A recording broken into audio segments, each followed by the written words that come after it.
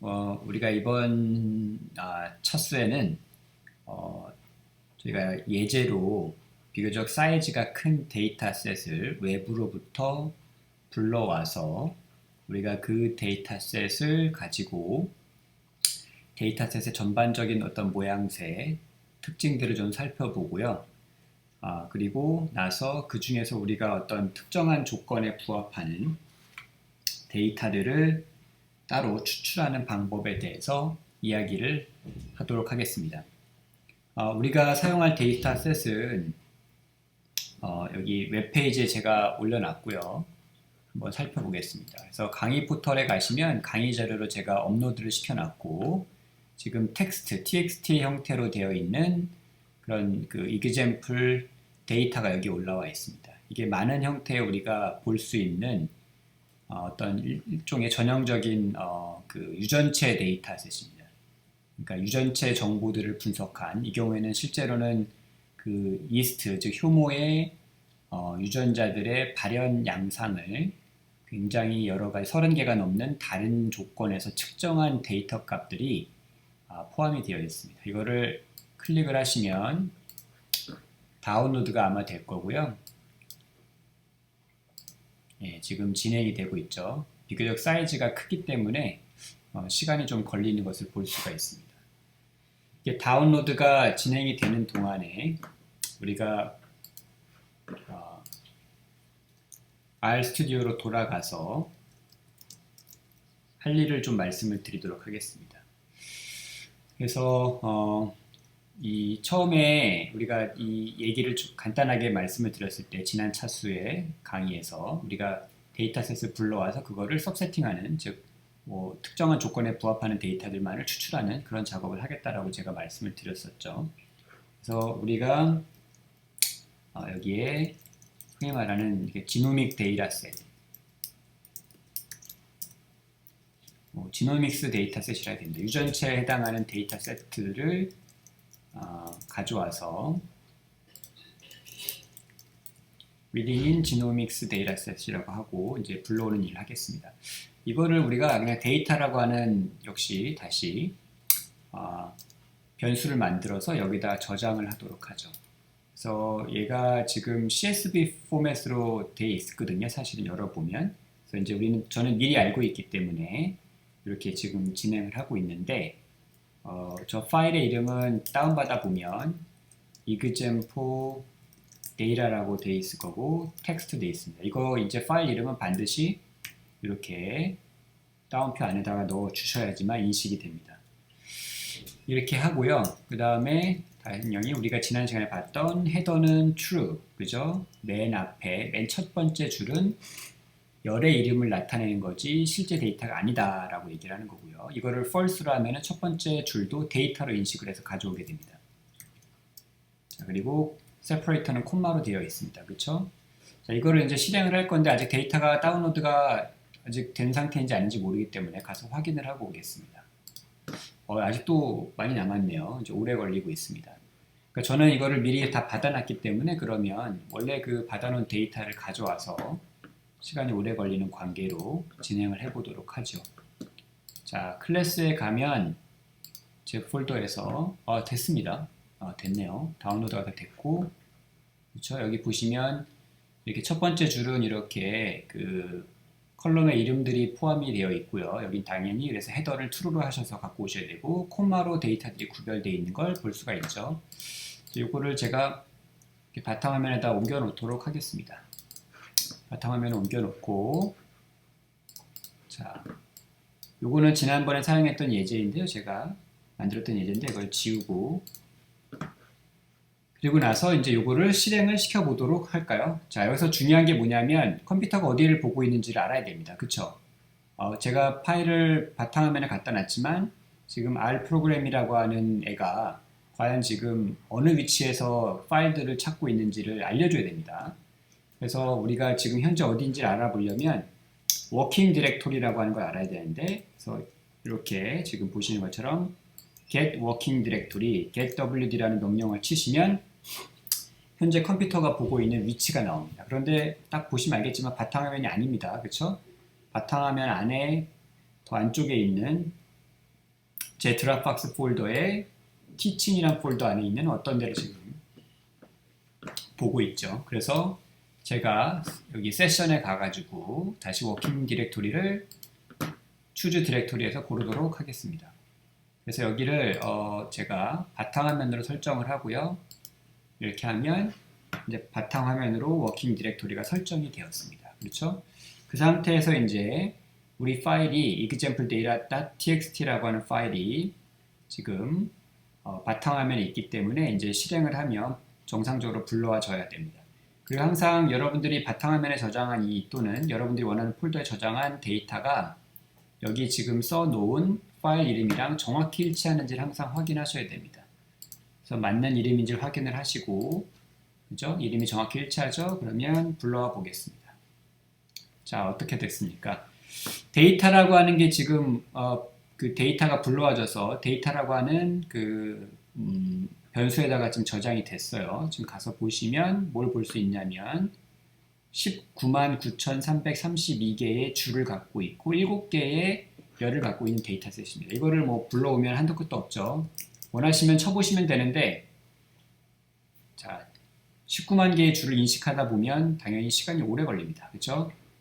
더 이상 프린트 못한다. 맥시멈에 도달했다. 그러니까 나머지 이만큼은 못한다. 이렇게 지금 얘기를 해주고 있습니다. 그래서 이렇게 하지 마시고 어떻게 하라고 했습니까? 자, 헤드에서 데이터 하시면 맨 앞에 있는 6개의 줄만 보여줍니다. 이거를 좀 더 자세히 보기 위해서 제가 이거를 이렇게 이동을 해서 다시 한번 헤드 해보겠습니다. 그러면 전체 데이터가 이렇게 예쁘게 들어와 있죠. 줄이 바뀌지 않고.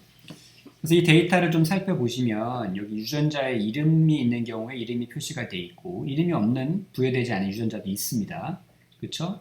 그리고 여기는 BP라고 하는 건 뭐냐면 이 유전자로부터 만들어지는 단백질이 어떤 기능에 관여하는지를 이제 biological process라고 하는 관점에서 지금 적어 놓은 거예요. 그래서 저도 이게 뭔지는 모르지만 SFB2라고 하는 유전자는 이스트에서 효모에서 ER로부터 골지체로 물질 수송을 하는데 관련이 있는 단백질이다 라고 하는 걸 알려주고 있고요. 그 다음에 여기 MF는 몰리큘러 펑션의 약자고 얘의 정확한 몰리큘러 펑션은 알려져 있지 않다. 즉 생화학적 기능은 알려져 있지 않지만 아마도 얘가 없으면 ER에서 골지로 단백질이나 물질이 수송되는데 문제가 생긴다. 이런 뜻이 되겠습니다. 여기 이제 시스테메릭 네임이라고 하는 게 있고 이건 정확히 지금 모르셔도 상관이 없고요. 그 다음에 여기는 뉴트리언트, 영양소의 종류가 나와 있고요. 이건 글루코스겠죠, 아무래도. 그 다음 레이시라고 하는 거는 이제 이게 케모스타시스라고 하는 장치에서 실험을 한 거기 때문에 영양분이 흘러 들어가는 속도를 나타내는 건데 이 미생물을, 그러니까 효모를 키우는 배지에 있는 이 글루코스라고 하는 거에 여기에 표시되어 있는 영양분 종류의 농도를 나타낸다 생각하시면 돼요. 그래서 레이트 값이 높을수록 당연히 영양분의 농도가 올라가게 되고 보시면 알겠지만 여기 레이트는 아마 6가지인가 5가지 종류가 있을 겁니다. 이따가 좀 살펴보도록 하죠. 그리고 여기가 실제로 이제 마이크로 어레이라고 하는 실험 기법을 통해서 얻어진 그런 발현 값이고요. 유전자가 얼마만큼 많이 발현되는가. 마이너스라고 하는 값이 나올 수 있는 이유는 어떤 특정한 값을 기준으로 해서 그거보다 적으면 마이너스, 그거보다 많아지면 플러스로 표시했기 때문입니다. 그래서 일단 마이너스인 이유는 그렇게만 이해를 하시면 되고요. 자, 우리가 그래서 이제 데이터가 어떻게 생겨 먹었는지를 알 수가 있고 7개의 줄을 갖고 있다 라고 하는 것도 우리가 알 수 있을 것 같습니다. 여기서 이렇게 보는 게 조금 나는 잘 모르겠다 그러시면 이 데이터를 좀 잘 보실 수 있는 방법 중에 하나가 view라고 하는 함수를 이용하는 방법이 있습니다. 그래서 여기 반드시 대문자로 쓰셔야 되는데 이렇게 해가지고 실행을 해보시면 자, 이렇게 마치 엑셀에서 보는 것처럼 우리가 아래쪽에서 본 데이터 세트들을 이렇게 표시를 해주는 것을 볼 수가 있습니다. 그죠? 그래서 여기 이 탭을 눌러서 닫으시면 요거를 닫을 수가 있고요.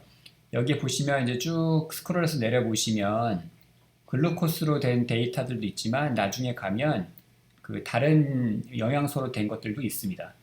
이렇게 이 줄이 많을 때는 이거를 다 일일이 그러면 데이터를 파악하기 위해서 여기 어떤 영양소가 있는지를 어떻게 알 수 있을까요? 그때 이용할 수 있는 것 중에 하나가 바로 테이블이라고 하는 게 있습니다. 근데 이제 그 전에 우리가 뭘 하나 좀 살펴봐야 되는데,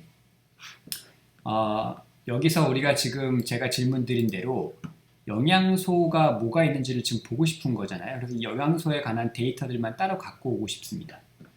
이제 그때 우리가 이렇게 열을 기준으로 해서 어떤 특정한 열을 가져오는 방법 중에 하나가 이제 제가 늘 말씀을 앞으로 드리겠지만 R에서는 어떤 일을 하려고 할 때 그 일을 할 수 있는 여러 가지 방법들이 항상 존재한다는 것을 잊지 마십시오. 그래서 제가 지금 말씀드리지만 그 뉴트리언트라고 하는 정보를 갖고 있는 이 열에 대한 데이터들을 갖고 올 수 있는 방법이 여러 가지가 있을 수 있고요. 그 중에 이제 대표적인 거 하나가 뭐냐 하면 바로 이렇게 하시고요. 데이터라고 하는 데이터 프레임을 가지고 내가 뭔가를 할 건데 여기에 이 달러 사인을 추가를 하시면 됩니다.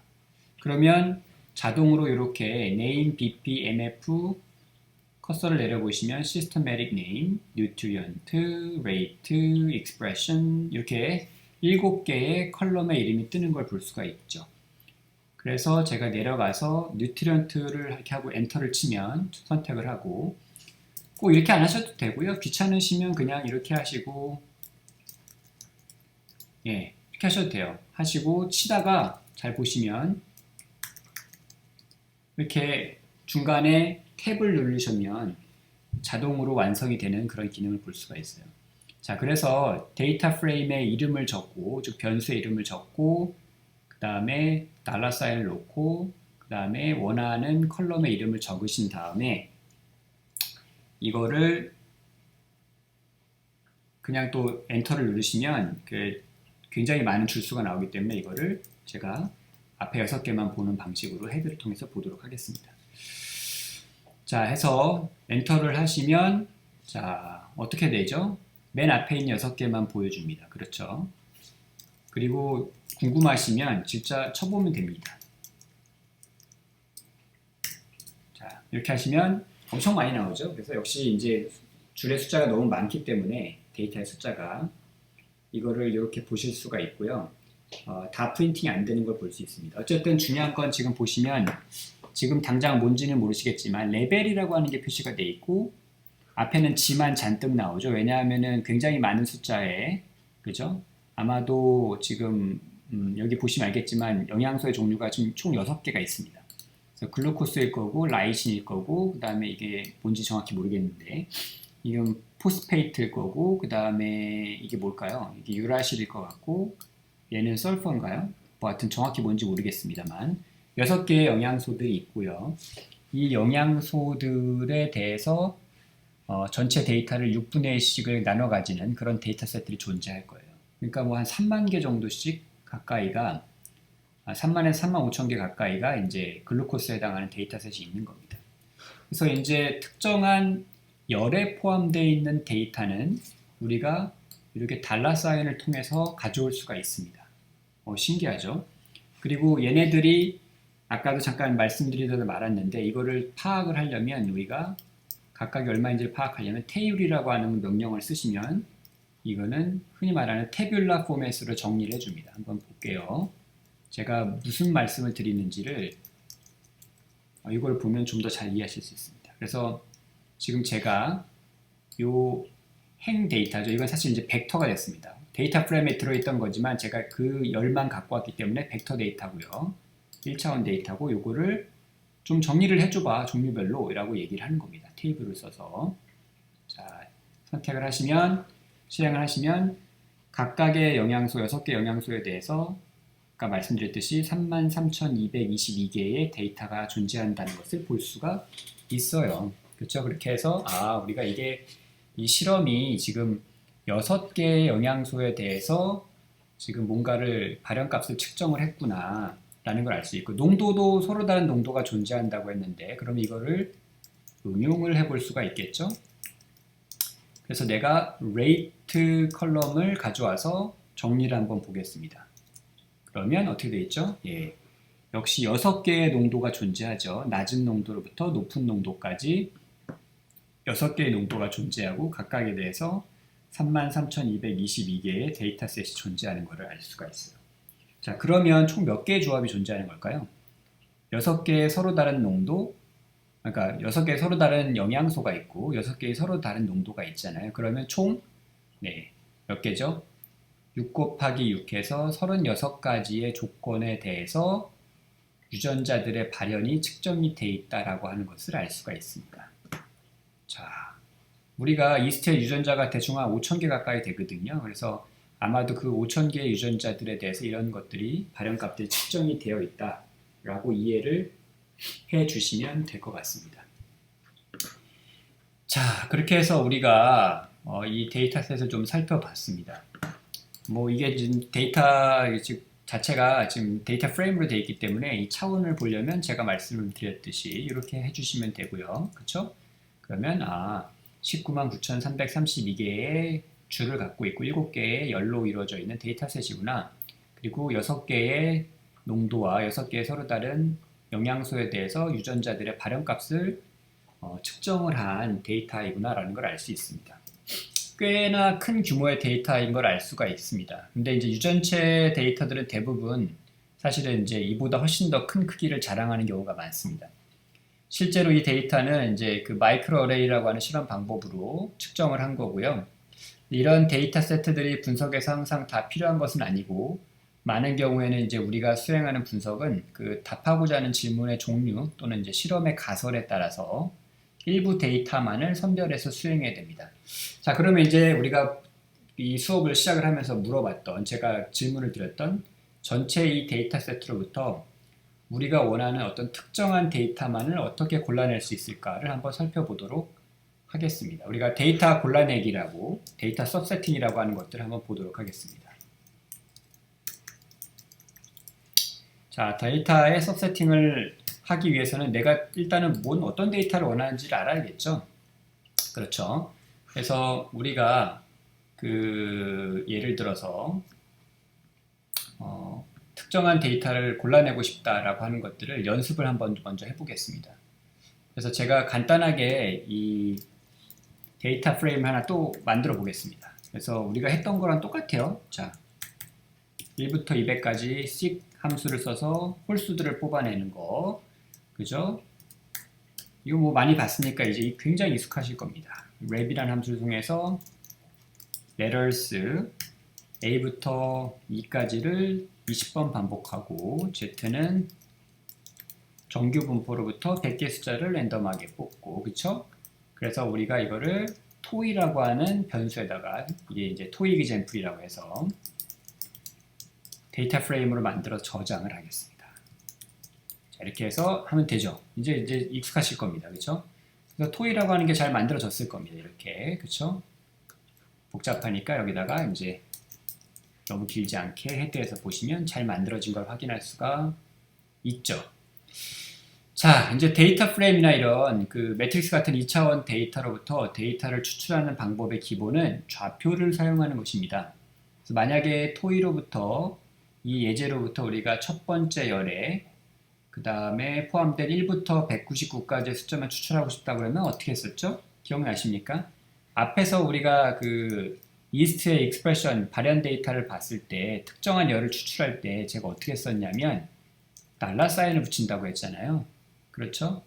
그래서 여기다가 첫 번째 열은 x니까 x라고 하는 녀석을 여기다 붙이면 실행을 하면 이렇게 홀수에 해당하는 1부터 200 사이의 홀수에 해당하는 100개의 데이터셋을 줍니다.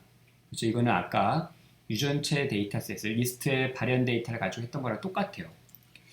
자, 그런데 이제 좌표를 가지고 할 수 있다고 제가 말씀드렸는데 그게 무슨 뜻이냐면 우리가 이 똑같은 일을 다르게 진행을 할 수 있는데 좌표를 사용해서 그래서 이렇게 대괄호를 쓰시고 콤마를 안에다 집어넣고요. 이 콤마를 기준으로 앞쪽에는 뭐가 들어가냐면 행에 대한 정보가 들어가게 되고요.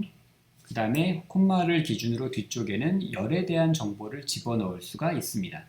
그래서 내가 만약에 첫 번째 열에 대한 정보를 갖고 싶다 그러면 여기는 입력을 아무것도 하지 마시고, 그죠? 여기가 줄 행에 대한 정보, 여기가 열에 대한 정보라고 했잖아요. 그래서 열에다가 1을 집어넣으시면 됩니다. 그래서 이제 우리가 자주 많이 접하게 될 건데 뭔가 프로그래밍을 하거나 이제 코딩을 할 때 아무것도 없다는 모든 걸 다 뜻하는 걸로 생각하시면 됩니다. 그래서 여기가 아무것도 지금 적어놓지 않았기 때문에 그렇죠? 공간을 주셔도 되고 안 주셔도 되는 거 상관없습니다. 어쨌든 자, 이 앞에는 아무것도 안 적었기 때문에 모든 줄에 대해서 모든 행에 대해서 첫 번째 열의 데이터를 나한테 줘란 뜻이에요. 이게. 사실은 제가 앞에서 했던 요 첫 번째 행, x라는 행을 갖고 오는 거랑 동일한 일을 합니다. 한번 볼까요? 그렇죠? 정확하게 동일한 데이터들을 얻을 수가 있어요. 그러면 이걸 응용해서 토이라고 하는 데이터 프레임의 첫 번째 줄에 두 번째 데이터를 갖고 올 수 있겠죠. 그게 실제로 뭐냐면 첫 번째 줄에 그죠? 두 번째 열의 데이터가 바로 뭐예요? A입니다. 그렇죠? 그럼 요게 A를 주나를 봐야 돼요. 한번 볼까요? 네, A를 줍니다. 그죠? A라고 하는 녀석을 줘요. 자, 아시겠죠? 그리고 여기에 앞에서도 봤지만 레벨이라고 하는 게 나오는 이유는 뭐냐면 여기에 지금 단순한 문자열로 되어 있는 게 아니라 팩터라고 하는 특별한 어떤 클래스를 할당받아서 지금 여기에 문자열이 들어가 있기 때문에 그래요. 그래서 실제로 지금 우리가 두 번째 열을 추출하려면 이런 식으로 추출하면 되겠죠? 그리고 이놈이 뭔지를 한번 클래스로 제가 살펴보겠습니다. 이거를 비교하기 위해서 앞에 거랑 한번 가서 볼게요. 자, 그러면 X라고 하는 열에 들어가 있는 애들은 당연히 뉴메릭 데이터인데 그 Y라고 하는 열에 들어가 있는 애들은 뭐예요? 팩터입니다. 단순히 캐릭터가 아니라 팩터이기 때문에 팩터에는 어떤 실험 요인이기 때문에 요인들에 해당하는 레벨이 있어요. 그래서 그 실험 수준에 대한 해당하는 레벨들이 5개가 있고 그 5개가 이런 식으로 레벨로 표시가 되게 되어 있습니다. 그래서 팩터라고 하는 것들이 지금 처음 나왔는데 잘 기억을 해 주시기를 부탁을 드려요. 그래서 어쨌든 중요한 건 이거는 2차원 데이터이기 때문에 똑같은 원리가 매트릭스에도 적용이 되는데요. 데이터 프레임뿐만 아니라 우리가 행과 열로 이루어진 좌표를 가지고 특정한 데이터셋들을 골라낼 수가 있다라는 겁니다. 그래서 그 좌표는 반드시 데이터 프레임이라고 하는 녀석이 저장되어 있는 변수의 뒤에다가 붙이고 그 대괄호 안에 콤마를 기준으로 행과 열의 좌표 위치를 지정을 해주면 그러면 우리가 특정한 데이터들을 추출할 수 있게 됩니다. 만약에 이거를 또 한 가지 응용을 연습을 해보면 두 번째 열에 있는 데이터만 가져오고 싶다. 그럼 두 번째 열이면 여기잖아요. 그쵸? 즉 3, B, 마이너스 0.432512101 요 데이터를 갖고 오고 싶다 그러면 어떻게 되냐면 자, 두 번째 열이니까 2를 치고 그쵸? 모든 열에 대해서 두 번째 행 데이터만 갖고 오는 겁니다. 여기는 아무것도 안 적으셔도 되고요. 자, 실행을 해보면 어떻게 되죠?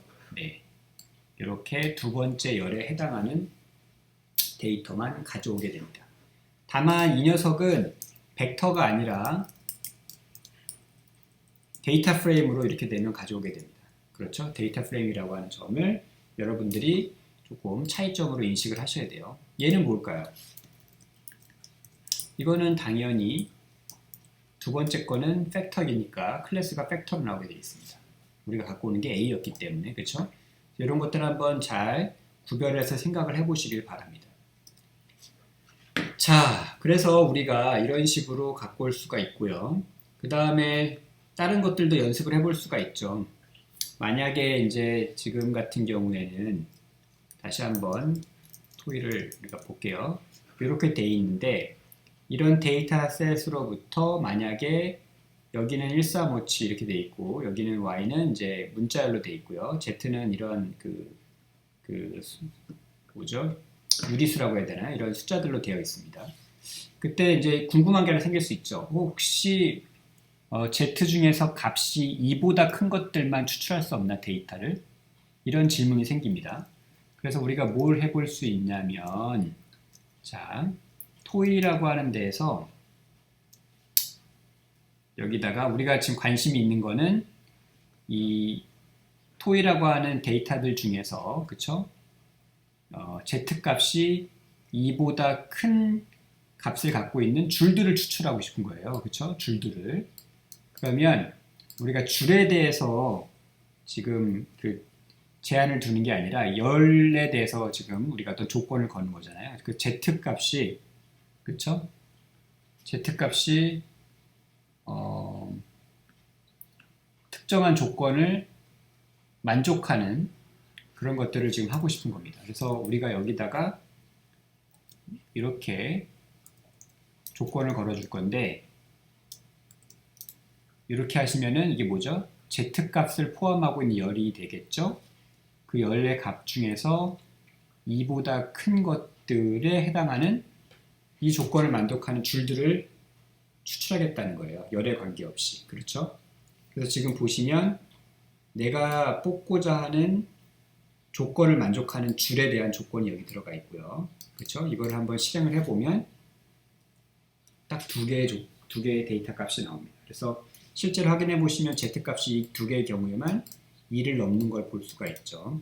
우리가 평균 값이 0이고 표준 편차가 1인 정규 분포로부터 100개의 값을 추출했으니까 실제로 이제 2를 넘는 그런 값들이 굉장히 드물게 나와야 되고 실제로 우리가 여기 두 개밖에 없다는 걸 볼 수가 있습니다. 여러분들은 이제 그 정규 분포에서 랜덤하게 추출하기 때문에 저랑 숫자들의 분포가 다를 수 있기 때문에 값이 없거나 값이 저보다 더 많을 수도 있어요. 그래서 내 거는 왜 두 개가 안 나오지 이런 고민하실 필요가 없습니다. 아시겠죠? 자, 이 부분이 굉장히 중요한데 사실은 이제 우리가 이걸 한번 볼게요. Z 자체는 지금 100개의 숫자가 들어가 있습니다. 이거는 벡터예요. 그죠? 누메릭 벡터고 우리가 이 벡터에 대해서도 똑같은 식으로 접근을 할 수가 있어요. 그래서 제가 여기다가 이렇게 수학에서 배우시는 것처럼 이보다 크냐? 라고 물어볼 수 있습니다. 이거는 컴퓨터에서는 프로그래밍에서는 이게 유효한 접근 방식입니다. 이거를 제가 한번 엔터를 쳐보면 어떤 결과가 나오냐면 잘 보시면 자 1.24는 이보다 큽니까? 아니죠. 그래서 false라고 해줍니다. 이거는 이보다 큽니까? 아니죠. 그래서 두 번째에도 false 값이 나오고 그래서 지금 가시다 보면 여기 있는 요 53번째 값에 가보면 이보다 큰 값이 하나 존재를 합니다. 50 몇 번째니까 여기 어디 있겠죠? 여기 있습니다. 예. 이보다 크잖아요. 이 경우에는 true를 주는 거예요. 이보다 크다 진짜. 그렇죠? 그래서 지금 보시면 이런 그 로직 벡터라고 해서 우리가 이런 식의 조건을 걸어주면 그 조건을 만족하느냐 아니냐를 true와 false로 주게 됩니다. 그렇죠? 그래서 실제로 여기서도 똑같은 일이 일어나는데 이보다 크냐를 가지고 true와 false로 되어 있고 true를 만족하는 것들에 대한 줄들을 갖고 오는 거예요. 추출하게 되는 겁니다. 그래서 요거는 이제 벡터의 경우에 지금 이렇게 설명을 드렸고, 그렇죠? 그래서 벡터도 사실은 똑같은 식으로 그 접근이 가능한데 여기는 지금 벡터는 1차원이기 때문에 콤마로 뭘 구별할 수 없습니다. 그렇죠? 그냥 순서대로만 되어 있기 때문에 내가 5번째 값을 갖고 싶다 그러면 이렇게 하시면 되는 거죠. 근데 우리가 사실 이게 전혀 낯설지는 않은데 왜냐하면 우리가 레터스라고 하는 특수한 함수를 봤을 때 첫 번째 걸 갖고 오고 싶다 그러면 이렇게 했었거든요. 그렇죠? A라고 하는 걸 갖고 있다 그러면 그 다음 만약에 내가 6번째 알파벳을 갖고 오고 싶다 그러면 6번째 걸 추출한 거예요. 사실은 26개의 알파벳 중에서. 그렇죠? 여기서도 지금 똑같은 일이 일어나고 있다고 보시면 됩니다. 그래서 여기에 똑같은 식으로 사실은 이렇게 하셔도 똑같은 결과들을 얻을 수가 있어요. Z 중에서 Z값이 2보다 큰 조건을 만족하는 애들만 갖고 와라. 그래서 true에 해당하는 것만 뽑아오는 겁니다. 여기 true가 여기 하나 있고요. 또 어디 있죠? 여기 또 true가 하나 있습니다. 그렇죠? 이 두 개를 뽑아서 갖다 주는 거고 다만 이 똑같은 일들을 우리가 토이라고 하는 2차원 데이터 프레임에서 할 때에는 이게 2차원 데이터라서 행과 열에 대한 좌표가 필요하니까 콤마를 기준으로 해가지고 내가 어떤 조건을 만족하는 줄을 뽑아오려고 할 때는 그 줄에다가 이런 조건을 걸어주는 거죠. 자, 이해가 가십니까?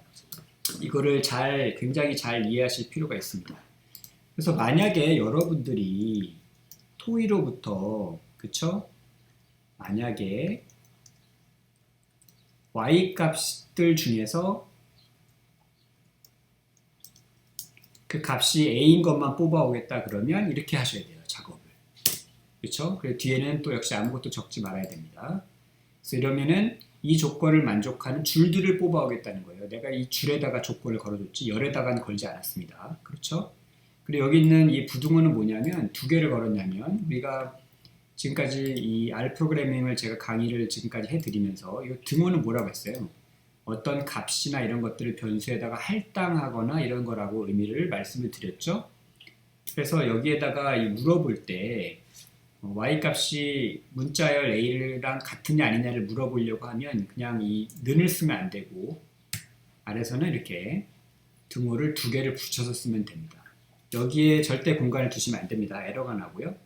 그래서 이렇게 두 개를 붙여서 쓰면 토이의 y 값 중에서 a를 만족하느냐 a랑 같으냐 아니냐를 물어보고 있는 겁니다. 이렇게 하면 역시 마찬가지로 이렇게 여기가 a인 값만 추출을 해주게 되죠. 그렇죠? 20개의 기록들이 있을 겁니다. 레코드가. 왜냐하면 전체 그 길이가 줄의 길이가 줄이 100개의 줄이 있는데 A, B, C, D가 5개잖아요. 그래서 5개가 각각 20개씩을 가지고 있을 거예요. 자, 이렇게 해서 우리가 요거를 추출할 수가 있고 추출한 거를 이렇게 변수를 만들어 저장하는 것도 가능합니다. 그러면 내가 추출한 게 이렇게 추출한 걸로 딱 들어가 있죠. 그래서 당연히 내가 얘를 보시면 이렇게 20개의 줄이 들어가 있고 3개의 열로 이루어진 데이터를 추출했다는 것을 알 수가 있습니다. 그리고 내가 추출한 데이터는 요 y라고 하는 열에 있는 값이 a인 것만 만족하는 그런 애들만 갖고 온 거죠. 그렇죠? 이해 가십니까? 그래서 요거는 여러분들이 잘 기억해 두실 필요가 있고 이게 뭐가 같으냐 아니냐를 물어볼 때 굉장히 유용합니다. 그래서 a는 1하고 같습니까? 아니죠. false입니다. 1은 0하고 같습니까? 아닙니다. false입니다. 그죠? 1은 1하고 같나? 같죠. true를 주게 돼요. 그래서 요 두 개의 붙인 부등호는 우리가 이제 논리 연산이라고 해서 그런 true, false를 나타내는데 역시 사용할 수 있습니다.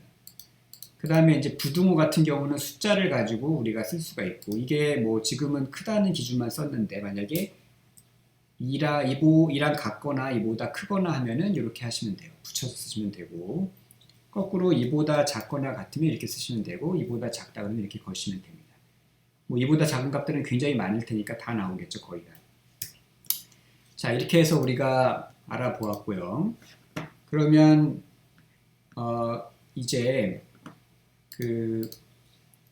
요거를 하는 다른 방법을 한 가지 더 말씀을 드릴 텐데 지금까지는 이제 대괄호를 써서 그 대괄호 안에다가 콤마를 기준으로 해서 우리가 이제 어떤 특정한 기준들을 걸어주고 그 기준을 만족하는 데이터를 가져올 수 있는, 즉 추출할 수 있었는데요. 여기에 또 함수가 있습니다. 제가 이제 앞에 썼던 그런 그 데이터 프레임의 이름이기도 한데 사실은 이제 겹치기 때문에 사실 안 쓰는 게 좋았을 텐데 어쨌든 subset이라고 하는 함수가 있어요. 그래서 여기다가 여러분들이 subset이라고 치시고 내가 subsetting을 하고 싶은 데이터 프레임의 이름을 앞에 치신 다음에 조건을 걸어주면 돼요. 나는 토이라고 하는 데이터 프레임에서 y 값이 a인 애를 갖고 오고 싶어 그러면 똑같은 결과를 얻을 수가 있습니다. 뭐가 편한지는 모르겠는데 뭐 이렇게 경우에 따라서는 이렇게 subset이라고 하는 함수를 쓰는 게 편하다라고 느끼시는 분도 있고요.